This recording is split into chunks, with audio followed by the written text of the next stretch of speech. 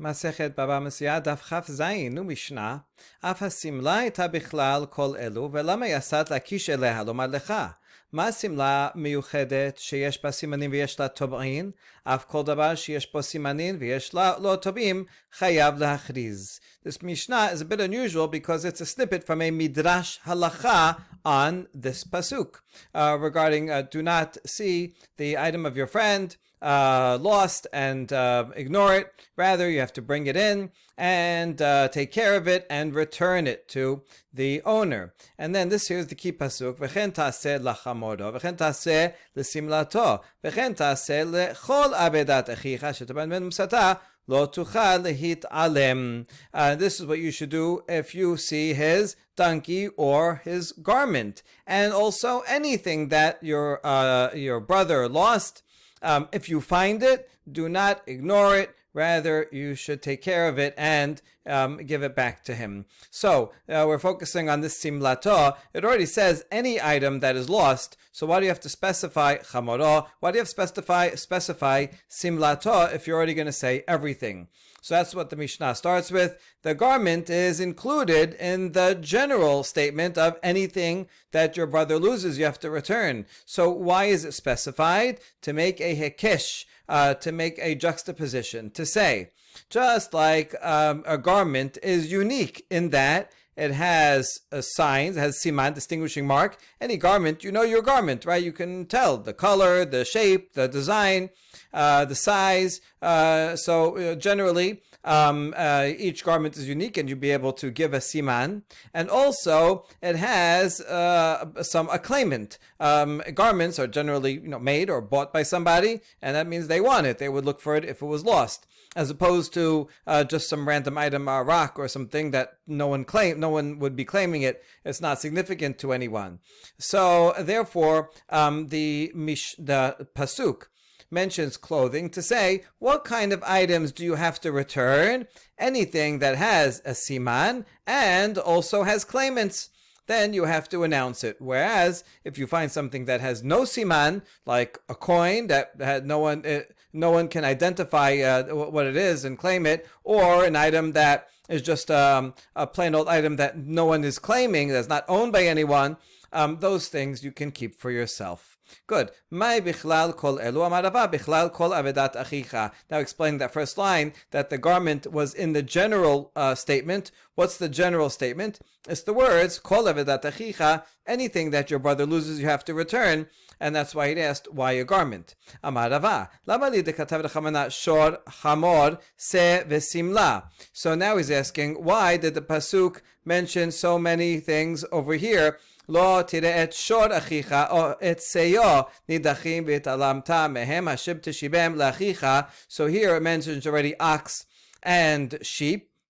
And then it says, if you don't know who it is, you have to bring it in your house and take care of it until your brother comes to find it. And then it adds chamoro also and simlato. So 3 types of animals and also a garment. Why do we need all these things, shor, chamor, se, and simla?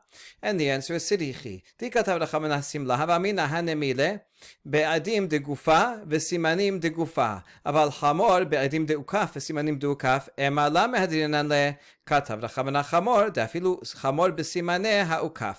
If the pasuk only gave the example of garment, I already know why I need garment from the Mishnah, but if it only gave that, then I would say that you only return an item if there are either witnesses regarding identification of the item itself. See, witnesses, we've been speaking generally about a siman that the owner gives, but actually the highest level of of evidence is if 2 witnesses come and say, oh, we know this garment, we know that this guy bought this garment, it's his, we recognize it. All right, that would be the best. So I would only know that you have to return something if there are witnesses about the thing itself, or if the owner gives a distinguishing mark about the thing itself.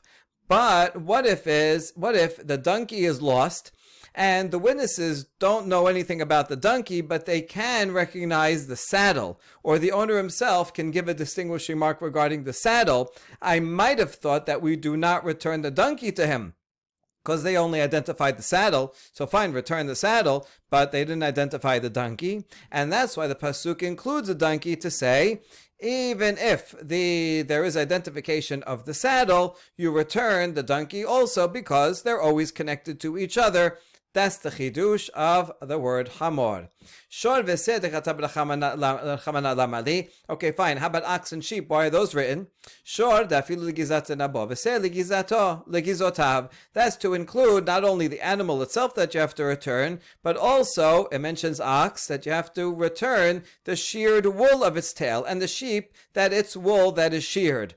You have to also return. Also, while you're holding it, you have to shear it. You have to take care of the animal. And when you shear it, then it grows more. It's good. It's valuable. And even though you might think, well, it's just a little bit of shearing from the tail, no, that also, you have to take care of the animal and return those items.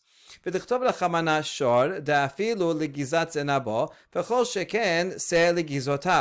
we say, really, you don't need both. The pasuk could have just said ox, and that even if you have to even return the little bit of shearings from the ox's tail, that's just where it grows wool, then all the more so you'd have to take care of and return the sheared wool of a sheep, which is much more. So therefore, all we need is shor. We have not explained se.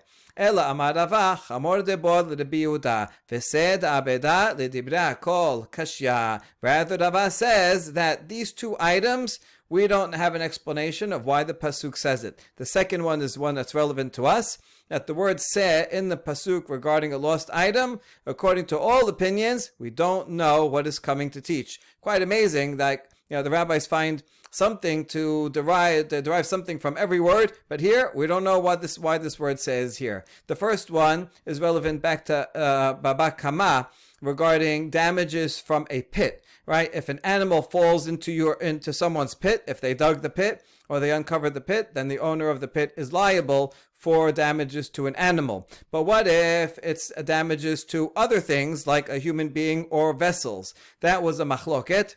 And Rabbanan, against Rabbi Yehuda, said, Shor velo Adam, Chamor velo Kelim, that the two animals mentioned in that pasuk, Shor comes to exclude, but not liability for human beings that fall into the pit, and Chamor comes to exclude vessels that the owner of the pit is not liable. However, Rabbi Yehuda disagreed. He agrees regarding humans that the owner of the pit is not liable. However, he disagreed with Rabbanan regarding Kelim. And he thinks if vessels are broken in a pit, then the owner of the pit is liable. And therefore, the word Hamor does not come to exclude anything. So Rava says, for the opinion of Rabbi Yehuda, we don't know what to learn from the word Hamor. Now, ve'ema liglalim hu de'ata, maybe the word se regarding a lost item is coming to include its dung that is valuable as fertilizer, and therefore the person that finds this animal has to collect all of the droppings and return it to the owner, which makes the job of finding a lost animal and returning it even harder. But maybe that's what the word says coming to include. No, gidalim afkurem afkar lehu. No, dung, the owner renounces ownership. I mean, it is worth something, but it's worth very little.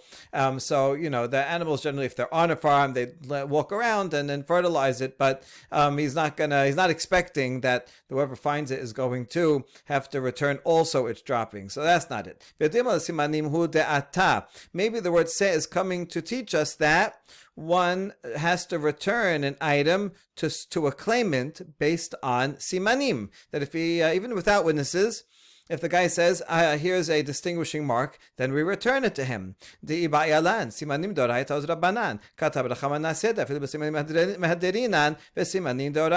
we have a question. We're going to focus on this question in a few minutes, whether returning something not based on witnesses, but only on the siman, is that a deoraita law or the rabbanan law?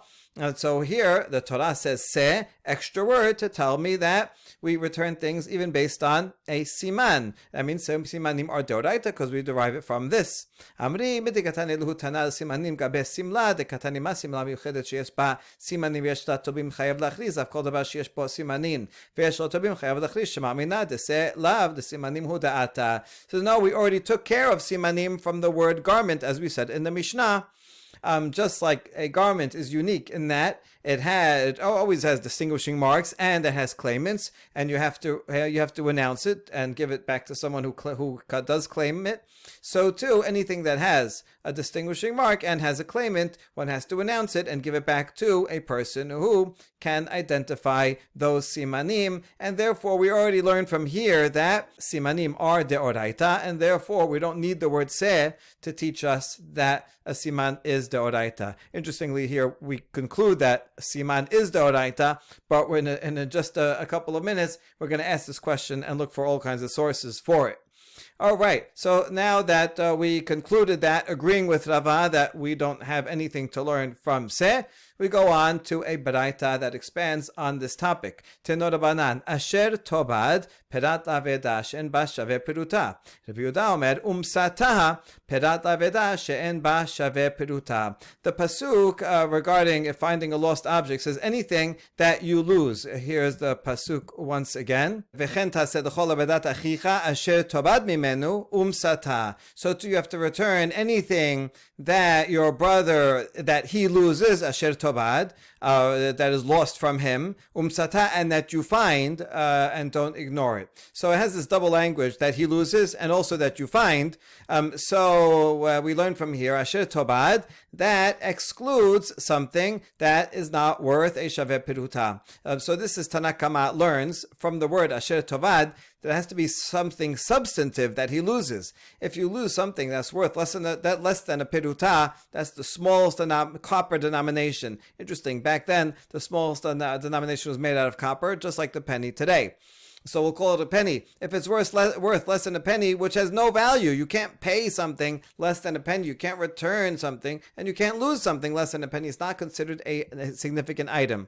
Therefore, if you find like a paper clip that someone lost, you don't have to return it. It's not considered something that he lost because it's not significant enough. Tanakama learns it from the word asher tovad, whereas Rabbi Yehuda learns it from umsata. Rabbi Yehuda omer umsata perat aveda she'en ba shaveh peruta. You have to find it. It meaning a significant item, something that is worth at least a peruta, that comes to exclude something that is not a peruta. So they learn the same law, just one learns it from asher tovad, that you have to lose a significant item, and Mustas says you have to find a significant item. So now what's the difference between these two opinions? My benaihu amar Abaye, mashmaut dorshin ika benaihu mor nafkale mi asher toved mor nafkale me umsataha. We're going to see that Abaz will disagree in a minute, but Abaye thinks there is no halachic difference between them, no practical consequence. Rather, they're just arguing on what do the pisukim mean. One interpretation says it's from asher tovad, and one learns it from umsataha.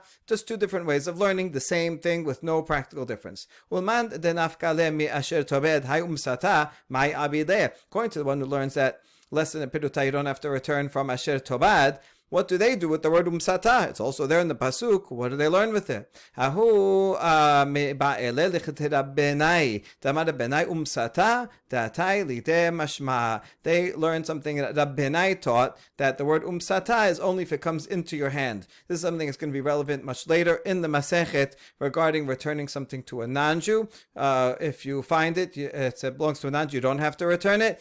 Not only if it's on the ground, even if it comes into your hand. All right, umsata, that it comes into your hand, so that that's what they learn. Even if you pick it up, you don't have to return it to a non-Jew. That's what they learn from it. Ulman denafkale me umsataha hay asher tobad my abid le. And the opinion that learns it from umsata, what do they do with the pasuk asher tovad? Mebaile lichad Rabbi Yochanan. Damar Rabbi Yochanan mishum Rabbi Shimon ben Yochai minayin laveda sheshetafaha nahar shehi muteret. שנאמר, כן תעשה לכל עבודת אחיך שתאבד ממנו ומסתה משעבודה המנו ומסויה אצל כל אדם יעשה זו שעבודה המנו ואינה מסויה אצל כל אדם. What will he do with אשר תאבד? He will use it to learn the halacha of what Rabbi Yochanan says and name Rabbi Shimon bar Yochai. How do you know that you have an item that a river came and swept it away? that if you find it, you're allowed to keep it. Even if you know it's a lost item and it's an item that has a siman and is identifiable, you can return it, you don't have to return it, because the pasuk says anything that your brother loses, anything that is lost by him and you find it. You only have to return something that is lost by him but is found by other people. In other words, if someone drops something in the middle of the street, he lost it, but it's in a civilized neighborhood where someone else will find it. Well, in that case, you have to return it. But if something is swept out to sea, that's a place where it's not found by anyone. You happen to be able to get it because, I don't know, you were swimming or it went up onto the shore and so you got it. But since it was lost into a place where it's lost to everybody, therefore you do not have to return it, even if you know that it's a lost item that can be claimed. Okay, v'idach ha mina le. Now the other Tana who learns from Sata, that this halacha of Rabbenai, where is he going to learn that from? If he uses Sata regarding less than Shavet Peruta, then where does he learn this halacha of Rabbenai? Nafka me Sata, from the extra vav of Sata. And the person who learns the Shavet Peruta law from the Asher Tobad, so where is he going to learn this halacha that we quoted from Rabbi Yochanan? Nafkale mimenu, from the extra word mimenu. Asher Tobad mimenu. Asher Tobad means less than Shavet Peruta, you don't have to return. And mimenu, you learn that if it's taken out by sea, then you don't have to return it. Ve'idach mimenu lo mashma le. And the other opinion, what is he going to do with the word mimenu? He says mimenu was part of the phrase. It's about mimenu. It's all one phrase. It's not an extra word, and he doesn't learn anything from it.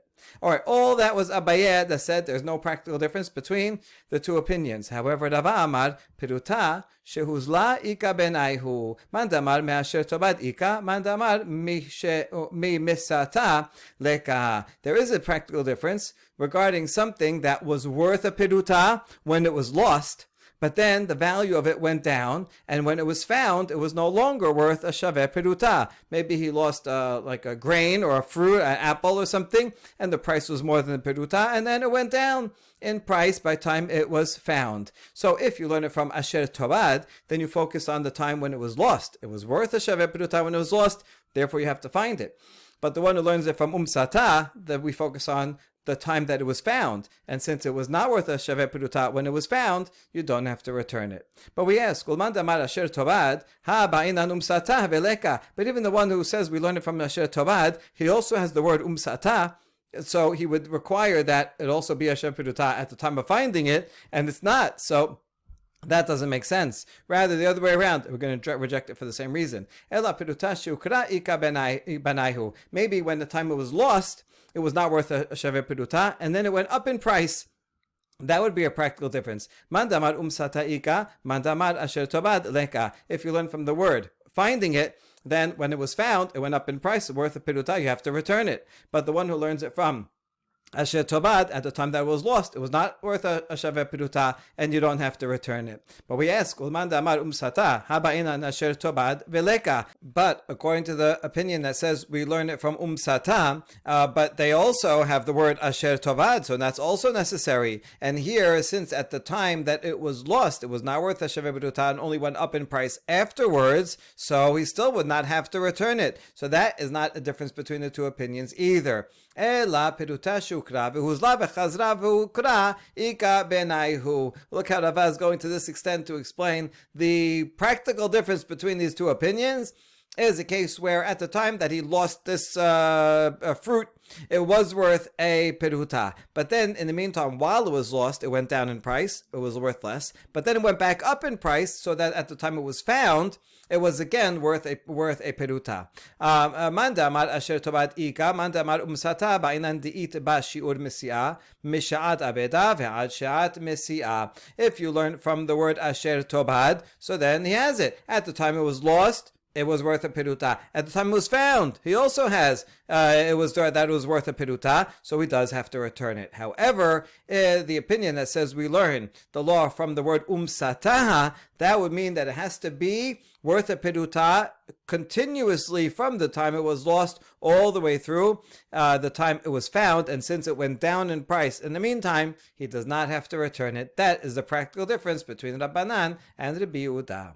Next question, Ibailahu Simanin, Deoraita or Rabbanan, is the law that you can claim a lost item based not on witnesses, but only on a distinguishing mark that's stated by the owner, and then you return it to him. Is that law a Deoraita law, or is it a rabbinic ordinance? The rabbis, they said, listen, not everybody always has witnesses to claim something, and we don't want all these lost items to continue being lost and not return to the proper person. So therefore, we'll lower the need for evidence, and we'll say even if you have a siman, that's okay. There's various kinds of simanim, and generally everybody agrees that if it's a very unique distinguishing mark, like a hole in a certain spot on this letter is very unique, then even on the Doraita level, you would return the item. Where if it's a very general type of siman, that, it's just like the color of a garment, which is lots of white garments, and so very not distinguishing, then everybody would agree that would not work mid-Doraita. But rather, the question here is on the middle ground of things like there's a hole somewhere on this document, but you don't say exactly where. That's the type of siman that we're asking about. Is that deoraita or de rabbanan? Now, first, before we answer the question, my nafka mina, what would be a practical difference whether it's deoraita or de rabbanan? You still return the item. Get isha b'simanim. You're right. For financial things, just regarding who's the owner of it, then you would return it no matter what, whether it's deoraita or de rabbanan. But if the item that's lost is a get, then that's an important question. You return a get, because this will have an effect not on not only on who owns this parchment, but on whether this person, the woman, can prove that she's divorced. If she lost it, she can prove she's divorced. If the husband lost it, then she cannot prove that she is divorced. So this will make a big difference on marriage laws. If you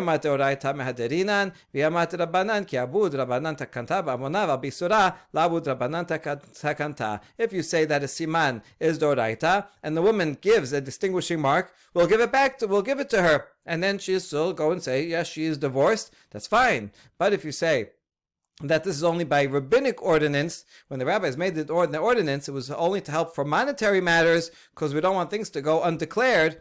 We want to get back to the owner. But for isura, to say that this woman is now permitted to remarry, the rabbis didn't make a takana for that. All right, so that makes a big difference, and now we'll see a few possible proofs. Tashema, afa simla הייתה בכלל כל אלו, ולמה יסעת להקיש אליה לומר לך?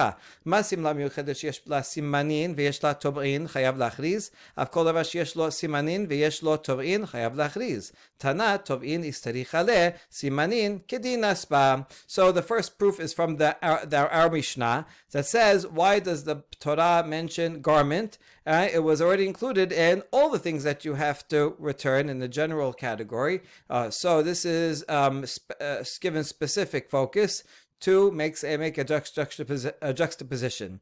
And teach, just like a garment is unique in that it has simanim, there you go, and it also has claimants, and you have to return it. So to anything that has a siman and has claimants, you have to return. So this is a proof that we learn siman from the Torah. This is in fact the proof that we mentioned earlier. So this seems like a good proof, right?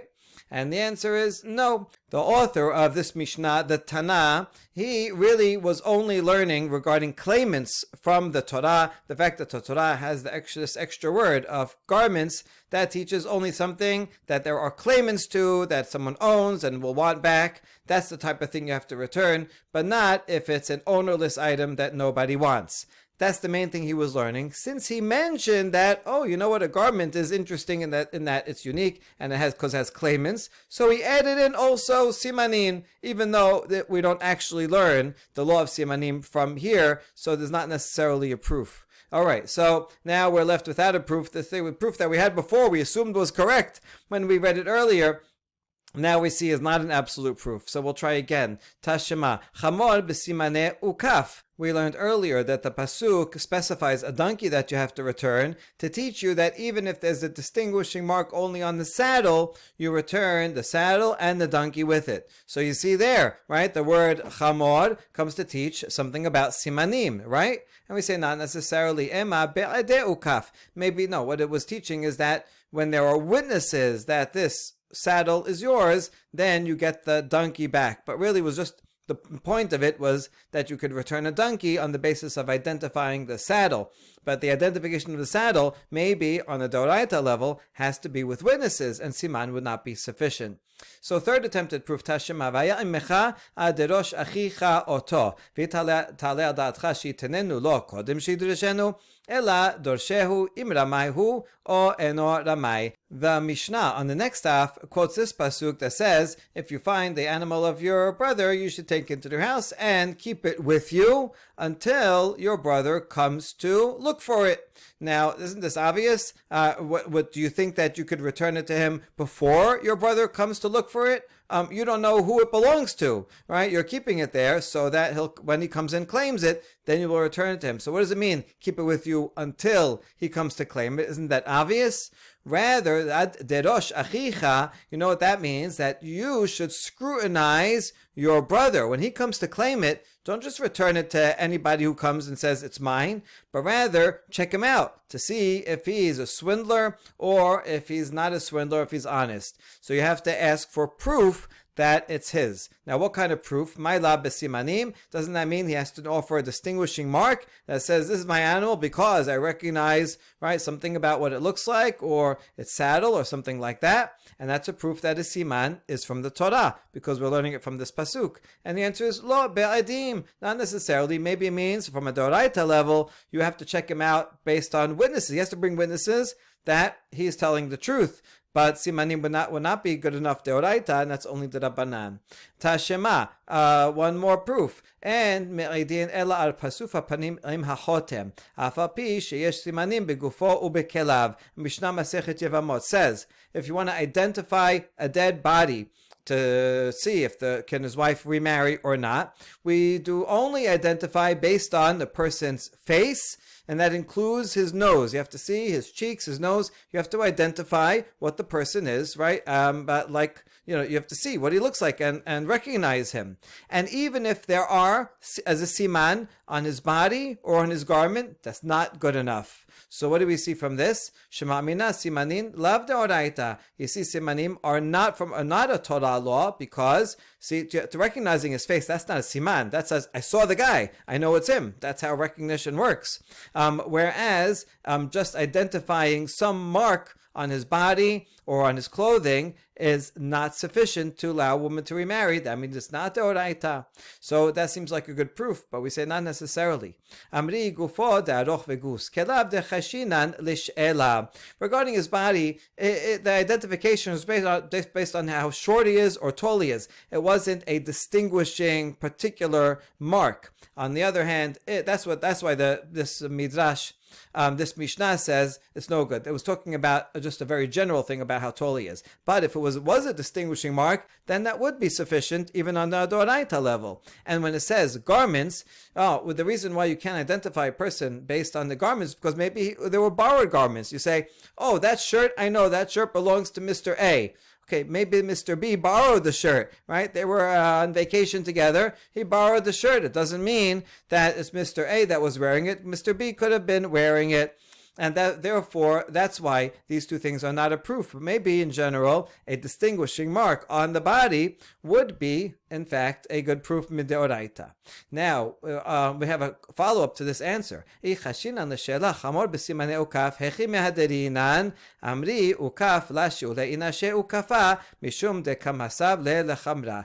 going to worry about borrowing things, then we question the ruling that we had earlier, that if you can identify the saddle, then you return the donkey also. How could you do that? Why don't you say that maybe the saddle is borrowed? Maybe maybe donkey A owned the saddle, but donkey B borrowed it, the saddle, and so just because you can identify the saddle doesn't mean the donkey is yours. Maybe the owner of this donkey lent you this saddle. And then we answer, no. People do not lend saddles because they don't fit the donkey, and it will cause the donkey a wound. Every animal is different size, and the saddles have to be custom made for it. And therefore, if you know that this is your saddle, then for sure that's your donkey too.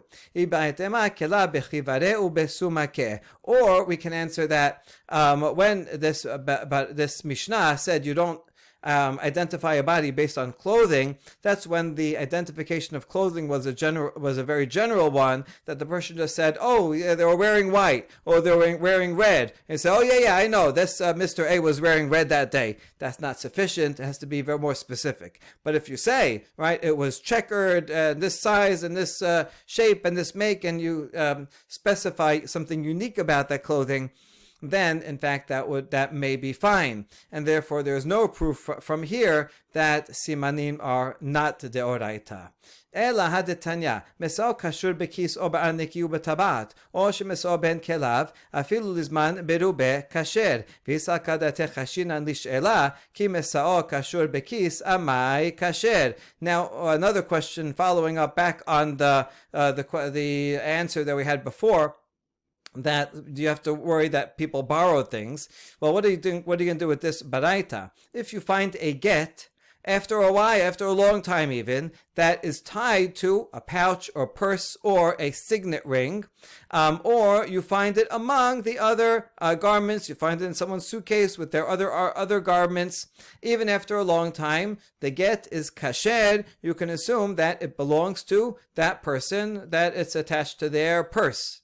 Now, if you think that we should be a worry that sometimes people borrow items, then just because it's connected to someone's pouch or his purse doesn't mean it really belongs to them. Maybe they borrowed this purse and it was attached to a borrowed purse. So when you see the get attached to the purse of Mrs. B, maybe that purse really belongs to Mrs. A. And it was if Mrs. A identifies it, yeah, but maybe you're not the one that attached it. Maybe you lent it to Mrs. B, and therefore this get belongs to Mrs. B, not to Mrs. A. Right? Nechush lish'ela. Why don't we worry about that? Amri kisvarniki v'tabat la mish'ali inashe. Kisvarniki mishum dim sammeni v'tabat mishum dim zayef. And we answer, no, people do not lend pouches and purses and signet rings. Why? Well, a pouch and a purse because it's a bad sign. It's bad luck to lend someone a wallet or a purse. And a signet ring because that's what they use to sign documents or to put a seal on an item that shows that it's yours. And therefore, you don't lend out your ring because then people can forge a document with your name on it. So these are not things that people give to anybody else. Now we propose that the question of whether a siman is valid midoraita or drabanan might be subject to a machloket between two tanaim. En me'idin al ha-shuma ve'elazar ben mahavai omer me'idin al ha-shuma. The Tanakama says we cannot identify the body of a dead person based on a mole, whereas Elazar ben Mahavai says we can. Ma'ila b'hakami palged. The Tanakama sabah simanin d'Rabbanan, Elazar ben Mahavai sabar simanin d'Oraita. Perhaps Tanakama thinks that siman is only d'Rabbanan. Therefore, you cannot allow a woman to get remarried based on a siman that is only d'Rabbanan. Whereas Elazar ben Mahavai thinks that simanan are d'Oraita, and a mole is such a siman. And that's why we can allow such an identification and allow a woman to get remarried based on that. But we reject the samarava dekula amasimanin deoraita v'hacha b'shuma mesuya beben gilo kami palge. Mor sabar shuma mesuya beben gilo, or mor sabar shuma ena mesuya beben gilo. No, Rava says it could be that everybody agrees that simanin are deoraita. The question is, do you normally find a mole on two people that are the same, born under the same constellation? This is an astrological idea that two people that are born under the same constellation will have similar physical features. So the Tanakama thinks that a mole is found on two people that are the same constellation, and therefore, just because someone says, I saw a mole on this person's right leg in this spot, doesn't mean that that's really the person. It could be their constellational twin that also has it. Whereas Elazar ben Ma'avai says, no, there's no such thing, and if this person has a mole on that spot precisely, then nobody else has it, and therefore it's a good biblical sign. איבא את אימה, דכול העם שומע אינה מסויה בן גילו, רק רבים בסימנים עשויים להשתנות לאחר מיתה כמפלגה. מור סבא סימנים עשויים להשתנות לאחר מיתה, מור סבא סימנים אין עשויים להשתנות לאחר מיתה. Or could be that everybody agrees that there's no such thing as moles that are found on two people under the same constellation. Rather, it's going to be a unique thing. However, the question is, do such distinguishing marks change after a person dies? So Tanakama says these things are likely to change. Therefore, you can't identify a person that you knew when they were living that they had a mole in a certain spot based on something that happens after death where those things change, and therefore that's not reliable. Whereas Elazar ben Ma'avai says, no, these types of marks do not change after death, and therefore they are reliable for identification. Or maybe everybody agrees that these types of marks don't change. And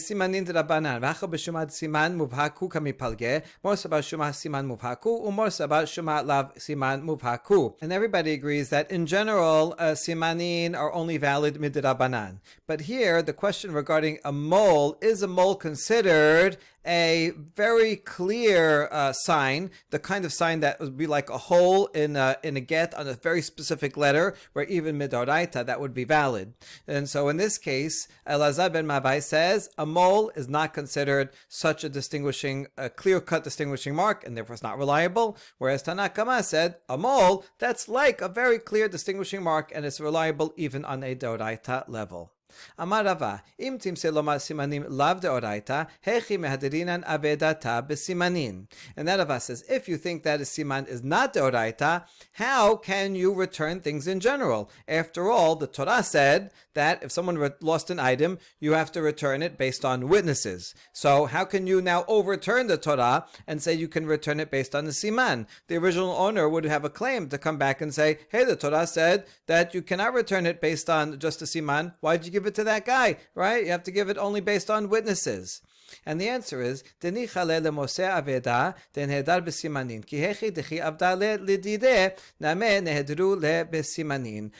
can assume that the person who finds it, he would like to return it based on simanim, because he gets benefit too. What goes around comes around. When this finder, when he himself at some future point loses something, everybody loses something at some point, so he would want to be able to reclaim the item based on the siman, and therefore he decides that he would like to give it to someone else based on the siman when he finds it. That is Rava's answer. Amar le Rav Safra le Rava, v'chi adam oseh tova lasmo b'mamon she'eno shelo. Rav Safra says, this doesn't make sense. Can a person benefit himself with someone else's money? It's very nice that if you lost something, you're the finder. Then you would like that if you lost something, then you would want to reclaim it based on the siman. But you cannot impose that on someone else who lost this item, then assume that they would also want to. So just because it's better for you in the future doesn't mean that you can do that necessarily to someone else. אלא ניחא לבעל אבדה למהב סימנין ולמשקלה. מדי ידע דעדים לתר, ממר אמר, כולי העמלה ידע סימנים מובהקים דידה. ואנה יהיבנה סימנין מובהקים דידה ושקלנה לה. Rather, we give the following generalization of a person who lost an item, their psychological makeup. It's anyone who loses an item would like to be able to reclaim it based on simanim, because a person knows that edim, he doesn't have witnesses. Generally, it's hard to get two witnesses that can testify that you own a certain item. And therefore, a person will say, nobody else knows these distinguishing marks that I know, and therefore, I want to be able to give distinguishing marks works and collect it. Since everybody who ever loses something would agree with this premise, so then as long as everyone in the world agrees to that, so then the halacha works and we're not going to go wrong. Because if there's a few people, one person who doesn't go along with this logic, he could say, oh no, I only want something that I lose to be reclaimed with witnesses, and thereby he'll guarantee that no one ever reclaims something that's his falsely. Okay, but that what kind of weird guy is that? We assume everybody would want to use the simanim system because it's pretty good, right? Who else would know a distinguishing mark besides the owner? And therefore, this is a good system that the rabbis are allowed to do because everybody is mochel, everybody forgives each other on the deoraita law and allows everything to be reclaimed based on simanim. Very interesting. Ela haditnan, Rabban Shimon ben Gamliel omer echad haloveh mishelosha yachzir laloveh, shelosha shelavu min achad yachzir lamalveh, nichale leloveh. But how do you explain then this Mishnah, one that we learned already, that according to Rabban Shimon ben Gamliel, if you find 3 promissory notes and all of them relate to one loveh one borrower who borrowed from 3 different people, then you return it to the borrower. On the other hand, if it's 3 different people that borrowed from the same lender, all 3 have the same lender, then you give it to the lender. Now, if you would ask these borrowers about the logic that we just said, right, and these borrowers says, what do you think? Should we return, in the second case, when it's all the name of the same lender is mentioned in all 3, and you ask the borrowers, should we return these documents to the lender based on just a siman? Would they say, oh yeah, we all agree to that? No, they would not, because they don't want to pay this loan. Whether they owe it or not, they'd rather not pay it. And so therefore, they would not agree with this logic. And all you need is a handful of people to disagree with the logic to break it apart. And so now you would not be able to explain this Mishnah. And Rava answers, Amaleh, Hatam sevarahu, Echad haloveh mishelosha yachzir laloveh, tegabe loveh shechiche, gabe malveh la shechicha, shemamina me loveh neful, shelosha shelavu me'echad yachzir lamalveh, tegabe malveh shechicha, gabe loveh la shechiche. Rather, he says, the logic of this Mishnah is not based on the logic that we said here, that everybody in the world would want to be able to reclaim something based on the siman, right? Now, you're right, that's not true for a loveh. He would not want a loan document to be given back to the malveh based on the siman. But here, it's not relying on this general agreement of a particular siman, but rather this is just logic, because if you find loan documents where you have one borrower in all 3, then that makes sense that the borrower would be carrying around all 3 of them. What would 3 loan documents with the same borrower be doing with one of the lenders only? So therefore it makes sense that the borrower is the one that dropped them, and the same is true in the opposite case when you have 3 that have the same name of the same lender. So then it makes sense that the lender had them, and he's the one that drop them, because what would one of the borrowers be doing with 3 documents that all belong to the same lender? Ela haditnan masat tachrich shel shtarot o aguda shel shtarot hare ze yachzir hachi named enicha le leloveh lahadure le lemalveh. Rather, a better question on that logic is from this Mishnah. If one finds a roll of documents or a bundle of documents and a person is able to identify them based on the roll or the bundle, then you return them. So here, these are loan documents, and would the loveh agree? This is based on the logic. It's not based on the fact that all 3 are from the same lender or borrower. Rather, it's based on a sign, a siman, that the person who owns them gives. And here, would the borrower agree and say, yeah, return this to the malveh, right, based on simanim? He would not agree to that logic. So since there is one case where that logic does not apply, we cannot say across the board that everybody would want a lost item to be returned based on a siman. Therefore, Rava is going to change his mind and argue that simanim are deoraita, and that will be the subject for the next stuff. Baruch Adonai leolam, amen ve'amen.